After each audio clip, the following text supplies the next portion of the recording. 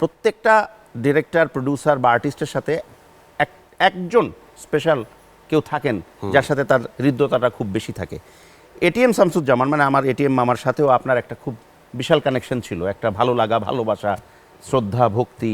আমার মনে হয় আমি যেটা বলবো এটি প্রথম এটিএম ভাইকে নিয়ে বলা এবং এই অনুষ্ঠানের মাধ্যমে এটিএম ভাইয়ের নাটকে কিন্তু প্রথম আমার নাটক।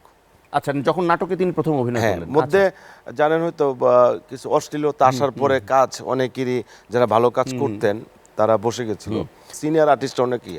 তখন একদিন আমি একটা সিরিয়াল করব, ওইটা বিটিভি থেকে আমাকে বললো যে এটিএম সাহেব যদি করেন তাহলে আপনি সিরিয়ালটা করতে পারেন। আচ্ছা, এটিএম বাইরে যখন বললাম উনি বললো তুমি তো ফিল্মে কাজ করো, ফিল্মের ছেলে, যাও করব। তার জীবনে প্রথম কিন্তু কাজ, এবং উনি নাটক কিভাবে ডেলিভারি কিভাবে অনেক কিছু জানেই না। উনি তো ওনাকে তো বলার কিছু নাই, বাট নাটকটা যে আমরা মুখস্থ করে বলা ইয়া করা আমার এত কিছু আমি এইভাবে পারবো কিনা। উনি তো আমার গুরু, ওনার হাত ধরেই কিন্তু আমি হাসান জাহান। মনে আছে আমার 5 দিনে 7,000 টাকা দিয়েছিলাম। আচ্ছা, সেই এটিএম ভাইকে আমি পার ডে 25,000 টাকা দিতাম। উনি আমাকে হাত ধরে লেখা শিখাইতেন, আমি লিখতাম আগের থেকে। উনি বলতো যে গল্প টার্নিং এভাবে লিখ, এভাবে কর। ডিরেকশন উনি আমাকে দাঁড় করায়, পিছনে দাঁড়ায় বলতেছে না এইটা তো সবাই করে, এভাবে করলে হবে না, তোমার আগায় যেতে হবে। এই বিষয়গুলো আমি তার কাছে পেয়েছি, পাশাপাশি মজাও পেতাম। উনি কিন্তু কানে কম শুনতেন।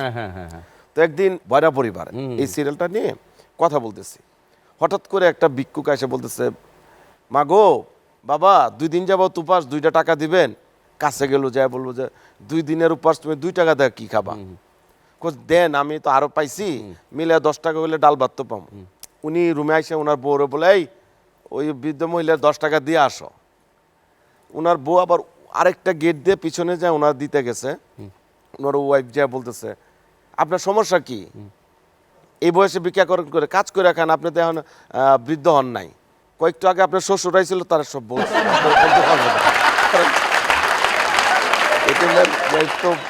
মতো বয়স্ক না, হ্যাঁ, মনে করছে ওনার মেয়ে।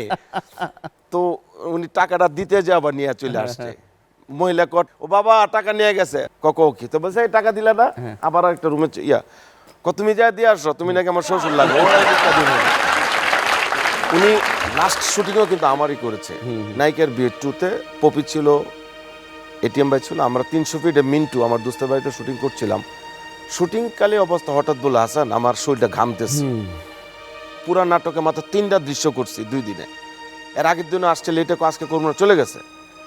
আমি তার আজীবন সম্মান দিয়ে যাব তার নীতিকে। আমি কিছু কি রুমে বসবেন, কোন আমি বাসায় চলে যাব, গাড়িতে তুলে দাও। আরে 10 জন আর্টিস্ট, ঈদের নাটক, বৈশাখী টেলিভিশনতে বারবার ফোন দিচ্ছে, শুটিং শেষ। আমি বলছি না, করতেছি। ওনারা গাড়িতে তুলে দিলাম, ওনার 25,000 টাকার আমরা সাথে দিলাম। উনি টাকাটা দেখে, তুমি আমাকে এত ছোট লোক মনে করলা? 3টা দৃষ্ট করলাম, আমি তোমার কাছে 25,000 টাকা নিব? তোমার মনে হলো তোমার সাথে আমি কাজ করি 15 বছর? নো, দোয়া করো আমি সুস্থ হয়ে আবার আসলে টাকা দিও। সেই টাকা আর দেওয়া, আর টাকা দেওয়া হলেন আমার কথা হচ্ছে, আমার এখনো বুক কাঁপে ওনার কথা মনে হইলে। আজকে এই অনুষ্ঠানের মধ্যে শুধু এইটাই বললাম যে এটিএম ভাইয়ের প্রথম নাটক ছিল আবার, এবং শেষ নাটকটা আমারটাই ছিল। এরপর আর কিন্তু সুস্থ হয়ে কাজ করতে পারে। যাক, এটা জানা ছিল না, অডিয়েন্সরাও দেখলো, দর্শকরাও উপভোগ করলেন।